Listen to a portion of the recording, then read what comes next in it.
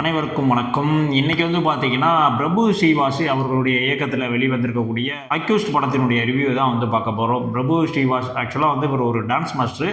சரி, ஓகே. இப்போ வந்து ஒரு படம் வந்து டைரக்ட் பண்ணியிருக்காரு. எப்படி இருக்குது அப்படின்ற மாதிரியான விஷயங்களை பார்த்தோன்னா, அதுக்கு முன்னாடி நம்ம சேனலை சப்ஸ்கிரைப் பண்ணவங்க வந்து கண்டிப்பாக சப்ஸ்கிரைப் பண்ணிங்க. நம்ம சேனல் பெரிய சேனல்லாம் கிடையாது, சின்ன சேனல் தான். ஸோ நீங்களாம் சப்போர்ட் பண்ணால் தான் வந்து நம்மளுடைய சேனல் வந்து இன்னுமே வந்து க்ரோத் ஆகும். இப்போ இந்த அக்யூஸ்ட் படத்தினுடைய ஒன்றான ஸ்டோரி என்ன அப்படின்ற மாதிரி பார்த்தரலாம். ஆக்சுவலாக வந்து சேலத்தில் வந்து பார்த்தீங்கன்னா ஒரு கொலை வந்து நடக்குது. ஒரு கட்சித் தலைவர் வந்து கொலை செய்யப்படுறாரு.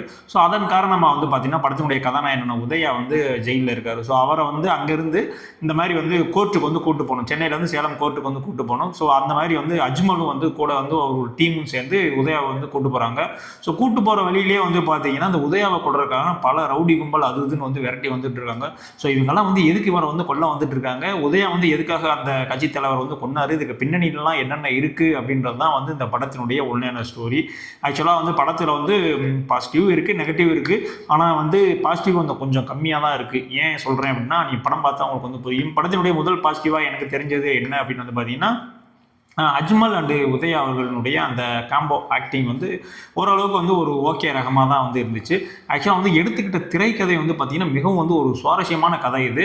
ஆக்சுவலாக கொஞ்சம் திரைக்கதையில் மட்டும் கொஞ்சம் நல்லா எழுதியிருந்தாங்க அப்படின்னா அந்த படம் வந்து ஒரு வேறு மாதிரியான ஒரு படமாக வந்து வந்திருக்கும். எடுத்துக்கிட்ட அந்த கதை கருவை வச்சுக்கிட்டு ஸ்க்ரீன் பிளேயில் மட்டும் கொஞ்சம் சொதப்பிட்டாங்க. ஸோ அதுதான் வந்து இந்த படத்தினுடைய மிகப்பெரிய வந்து ஒரு பிரச்சனை.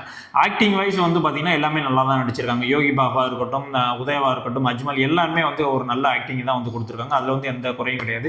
யோகி பாபுடைய காமெடி வந்து ஒரு 50 காமெடி போடுறாருப்பா அப்படின்னா வந்து அதில் ஒரு 10 காமெடி வந்து ஒர்க் அவுட் ஆகுது. ஸோ அந்த லெவலுக்கு தான் வந்து படத்தினுடைய அந்த காமெடி ரைட்டிங்குமே வந்து இருந்துச்சு. மற்றபடி வந்து ஃபைட் சீன்ஸு அதெல்லாம் அதனுடைய கோரியோகிராஃபி இதெல்லாம் வந்து எல்லாமே வந்து நல்லா இருந்துச்சு. அந்த லவ் பர்சனில் ஒரு சின்ன சின்ன அந்த கெமிஸ்ட்ரி அவங்களுக்குள்ள இருக்கிற விஷயங்களும் வந்து நல்லா தான் இருந்துச்சு. அஜ்மலினுடைய அந்த புது போலீஸு, ஸோ அந்த பதட்டம் அந்த இதெல்லாம் இருக்கணும். ஸோ அந்த வகையினும் அவர் ஆக்டிங்கு அது எல்லாமே வந்து நல்லா தான் இருந்துச்சு. ஸோ இது எல்லாமே வந்து பெர்ஃபார்மன்ஸ் வாய்ஸாக வந்து ஓகே. ஸோ முழு படமாக பார்க்கும்போது தான் வந்து பிரச்சனையாக இருக்குது. என்ன தான் வந்து ஆக்டிங் பண்ணியிருந்தாலும் நம்ம ஸ்டோரியில் வந்து ஒன்றுமே எழுதலை, ஒரு கதை கருவை மட்டும் வச்சுக்கிட்டு ஸ்க்ரீன் பிளேல வந்து என்னென்னமோ பண்ணிட்டோம் அப்படின்ற மாதிரி ஒரு சம்பவத்தை தான் வந்து இங்கே வந்து பண்ணி வச்சுட்டாங்க. ஸோ அதுதான் வந்து சகிக்க முடியல. அதுவும் நீங்கள் ஃபஸ்ட் ஹாஃப்லாம் வந்து ஓரளவுக்கு வந்து பார்த்துருவீங்க. ஸோ செகண்ட் ஹாஃப் வந்து பார்த்தீங்கன்னா டோட்டலாகவே வந்து கொலாப்ஸ், டோட்டலாகவே வந்து திரைக்கதை டோட்டலாக வந்து க்ளோஸ் பண்ணிவிட்டு ஸோ சொன்ன சீனே வந்து திரும்ப திரும்ப திரும்ப திரும்ப துரத்திக்கிட்டே இருக்கீங்க, வெட்டிக்கிட்டே இருக்கீங்க. திரும்ப அவருக்கு ஒரு பேக் ஸ்டோரி இருக்குது. ஸோ அவருக்கு வந்து ஒரு லவ் போர்ஷன் இருக்குது. அப்படி இப்படின்னு சொல்லிட்டு ரொம்பவுமே வந்து ஒரு போர் அடிக்கிற ஒரு சினிமாத்தனமான ஒரு ஸ்க்ரீன் பிளே வந்து பண்ணிட்டாங்க. ஸோ ஒரு ட்விஸ்ட்டும் வந்து வச்சுருக்காங்க. ஸோ அது வந்து ஒரு ஓகே ரகம் தான். இதெல்லாம் வந்து ஈஸியாகவே வந்து கணிச்சிடுவோம் அப்படின்ற மாதிரி தான் இருந்துச்சு. ஸோ எல்லாமே ஸ்க்ரீன் பிளே வந்து ரொம்பவே ஒரு ப்ரிடிக்டபிளாக இருக்குது.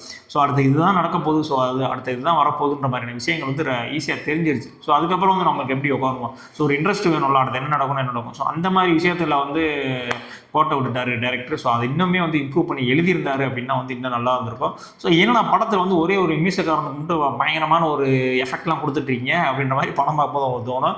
ஏன்னா அவர் தான் டைரக்டர். ஸோ அதனால வந்து நான் தான் டைரக்டர், அதனால் நானே ஒரு சீன் வந்து எனக்கு நானே பில்டப் கொடுத்துப்பேன் அப்படின்ற மாதிரி உள்ளே வந்திருக்காரு.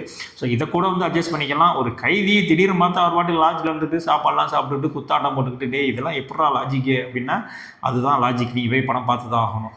ஸோ இந்த டோட்டலாக வந்து இந்த லாஜிக் அப்படின்ற மாதிரியான விஷயங்கள் வந்து டோட்டலாக வந்து அவாய்ட் பண்ணிட்டாங்க. ஸோ கண்ணை மூடிக்கிட்டே நீங்கள் வந்து ஒரு ஃபஸ்ட் ஹாஃப் வரைக்கும் நீங்கள் உட்காந்து இருந்தாங்க. செகண்ட் ஹாஃபே நீங்கள் கண்ணை திறந்து வச்சுருந்தா கூட உங்களால் பார்க்க முடியாது. ஸோ அந்த அளவுக்கு வந்து வெறுத்துருவீங்க. மொத்தத்தில் இந்த படம் எப்படி இருக்குது அப்படின்னு கேட்டிங்கன்னா ஒரு நார்மலான ஒரு ஆவரேஜ் படம் தாங்க அந்த அக்யூஸ்ட் படம். ஸோ ரொம்ப ஆகா ஊகம்னு இருக்குன்னு சொல்ல முடியாது, டோட்டலாக வந்து வேஸ்ட்டு அந்த படம் அப்படின்னு சொல்ல முடியாது. ஏன்னா எடுத்துக்கிட்ட கதை கரு வந்து ஒரு அருமையான கதை கரு. ஸோ அதுக்கு ஒரு சரியான ஒரு ஸ்க்ரீன் பிளே பண்ணலை அப்படின்றது தான் வந்து இங்கே பிரச்சனை. ஸோ அதை மட்டும் கரெக்டாக பண்ணியிருந்தாங்க அப்படின்னா அந்த படம் வந்து ஒரு வேற ஒரு தரத்துக்கே வந்து இந்த படம் வந்திருக்கும். ஸோ அந்த மாதிரி ஸ்க்ரீன் பிளே பண்ணலை. ஸோ அதனால வந்து இது ஒரு ஆவரேஜ் படமாக தான் வந்து நான் வந்து கன்சிடர் பண்ணுறேன். இல்லை வந்து நான் வந்து எந்த படமாக இருந்தாலும் பார்ப்பேன், எனக்கு வந்து 200 வச்சுருக்கேன், அந்த சனி நேரில் செலவழிக்க போகிறேன் அப்படின்னா கண்டிப்பாக நீங்கள் அதோட வந்து ஒரு பார்த்துட்டு வரலாம். ஒரு ஓகேஷான ஒரு படம் தாங்க. ரொம்ப ஆக அந்த மாதிரிலாம் இருக்காரு. ஒரு தடவை பார்க்கக்கூடிய ஒரு படம் தான் வந்து இந்த அக்யூஸ்ட் படம். ஸோ இந்த ரிவ்யூ பிடிச்சிருந்துச்சு அப்படின்னா உங்கள் ஃப்ரெண்ட்ஸ் எல்லாத்துக்கும் ஷேர் பண்ணுங்கள். இதே மாதிரியான அடுத்த ரிவ்யூவில் வந்து உங்களை சந்திக்கிறேன்.